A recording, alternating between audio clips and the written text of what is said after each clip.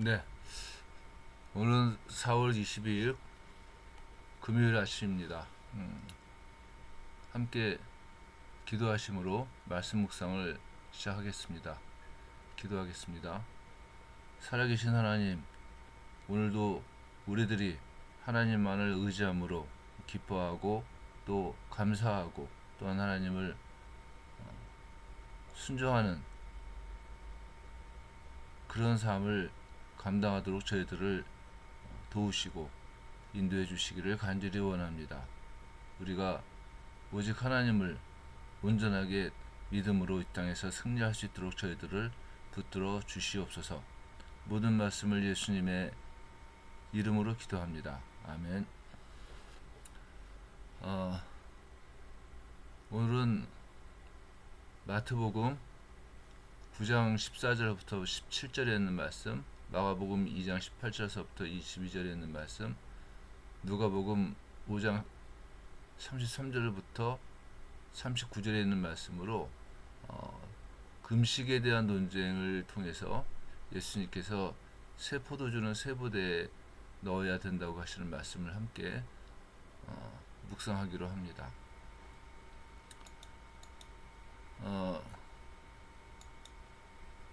오늘은 마가복음에 있는 말씀을 함께 보기로 하겠습니다. 요한의 제자들과 바리새인들이 금식하고 있는지라 사람들이 예수께 와서 말하되 요한의 제자들과 바리새인의 제자들은 금식하는데 어찌하여 당신의 제자들은 금식하지 아니하나이까? 예수께서 그들에게 이르시되 혼인집 손님들이 신랑과 함께 있을 때에 금식할 수 있느냐? 신랑과 함께 있을 동안에는 금식할 수 없느니라. 그러나 신랑을 빼앗길 날이 이르리니 그날에는 금식할 것이니라. 생배 조각을 낡은 옷에 붙이는 자가 없나니 만일 그렇게 하면 기운 새 것이 낡은 그 옷을 당기어 헤어짐이 더하게 되느니라. 새 포도주를 낡은 가죽 부대에 넣는 자가 없나니 만일 그렇게 하면 새 포도주가 부대를 터뜨려 포도주와 부대를 버리게 되리라. 오직 새 포도주는 새 부대에 넣느니라 하시니라. 아멘.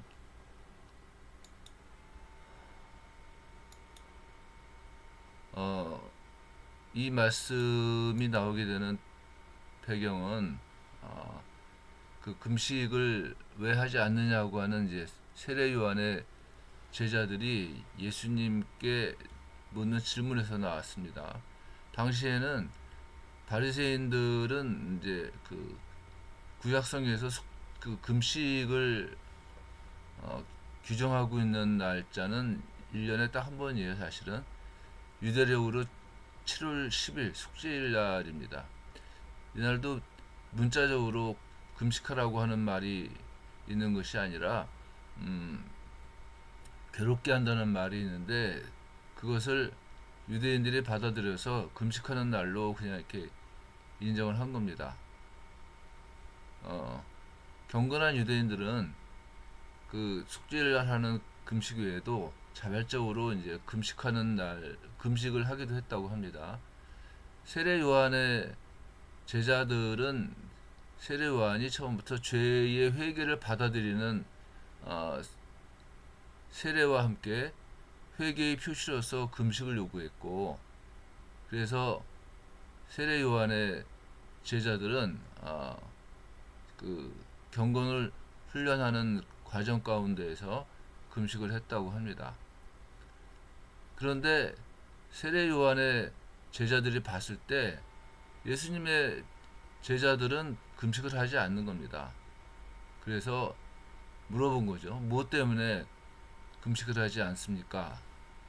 예수님의 답변은 뭐냐면은 결혼 잔치를 하고 있다. 내가 지금 이 자리에 있다는 것은 잔치가 벌어지고 있는 것이고 나는 그 잔치의 주인공인 신랑이다. 때문에 신랑과 함께 있을 때에는 금식하지 않을 것이다. 즐거워하고 기뻐야지만 되지 않겠느냐. 그러나 후에 신랑을 빼앗긴 후에는 금식할 것이다 라고 하는 얘기를 하시는 겁니다. 그러면서 두 가지의 비유를 말씀을 하십니다. 처음 거는 생배 조각을 낡은 옷에 붙이는 자가 없다 이렇게 말씀을 하시는 것이고, 두 번째는 새 포도주를 낡은 부대에 넣지 아니한다는 말씀을 하시는 겁니다. 이 두 가지의 비유는 표현의 방법의 차이가 있지 내용은 같고, 우리는 새 포도주는 세부대라고 하는 말로 많이 이렇게 익숙해져 있는 비유이기도 합니다. 이런 비유를 말씀하신 제일 커다란 이유는 뭐겠습니까? 예수님께서 이 땅에 오셨고, 예수님의 말씀과 또한 예수님께서 허락하시는 그 가치, 또한 예수님께서 우리들에게 보여주시는 그 삶이 새 포도주예요. 그러니까 새 부대가 준비되어야 하는데, 이 바리새인과 요한의 제자들이 봤을 때 그 제자들은 그 새 포도주를 담을 수 있는 새 부대가 없다고 하는 것을 암시를 하시고 있는 겁니다. 그러면서 예수님께서는 신랑을 빼앗길 때가 온다 이렇게 말씀을 하십니다.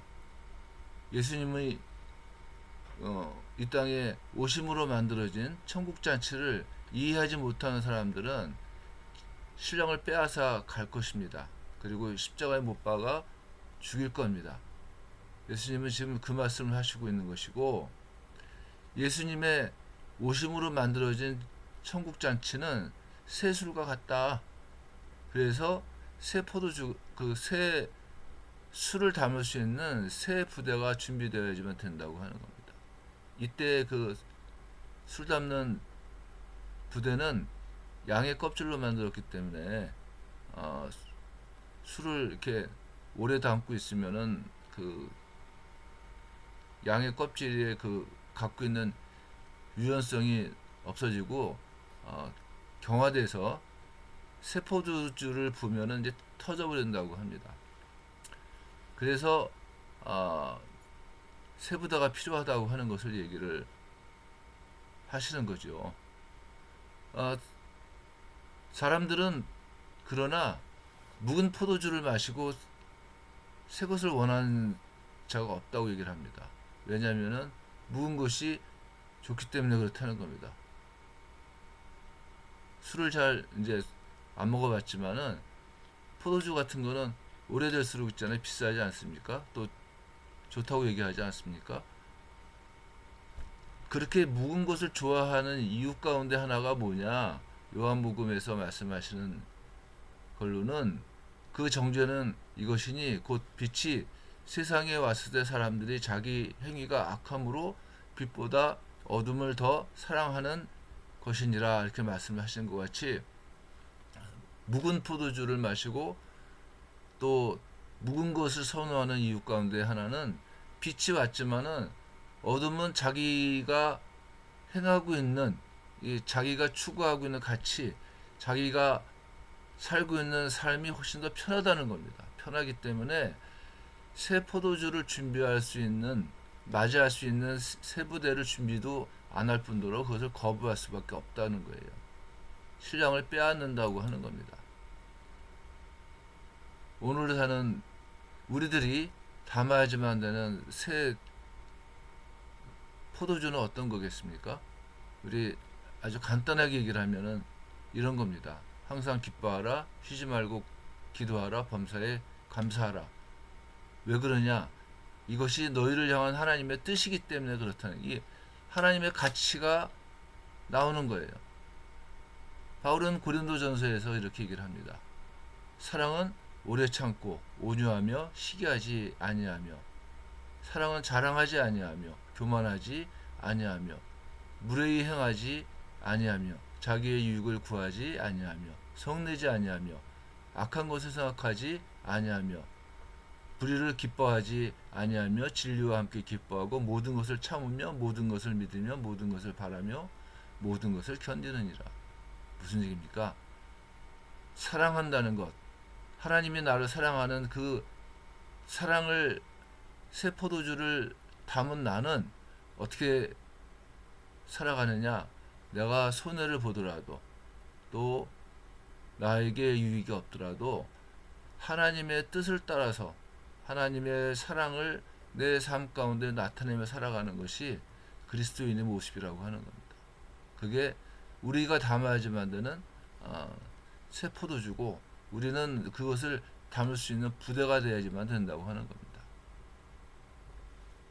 예, 오늘 이 말씀을 묵상하시면서 그리스도의 가치를 담은 새 부대답게 승리할 수 있기를 원합니다. 기도하겠습니다. 은혜로우신 하나님 아버지, 하나님의 말씀을 담을 수 있는 새 부대가 될 수 있도록 저희를 인도해 주옵소서. 그래서 하나님의 말씀이 우리들의 삶을 이끌어 나가는 새 포도주로서의 역할을 감당할 수 있도록 저희들이 순종하며 나가는 복된 하루가 될 수 있도록 도우시길 원합니다. 모든 말씀 예수님의 이름으로 기도했습니다. 아멘. 네, 마치겠습니다.